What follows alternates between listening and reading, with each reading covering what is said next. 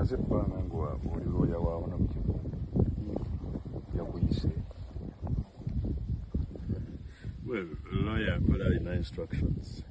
Siri ku myaka eginoonya emirimu nyinza okujja okukola nga sirina instructions.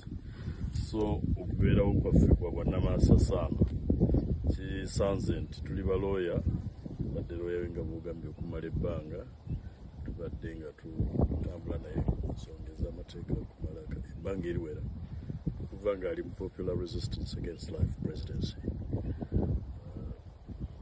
Kakati ate era nga muganda wange nze nno jjajjange ndozeera asigala muganda wange, n'olwekyo tulina okulaba nti tuyimirira naye tukola ekyo Katonda kyayagala tukole, tukola ekyo obugunjufu gye bwetaaga tukole.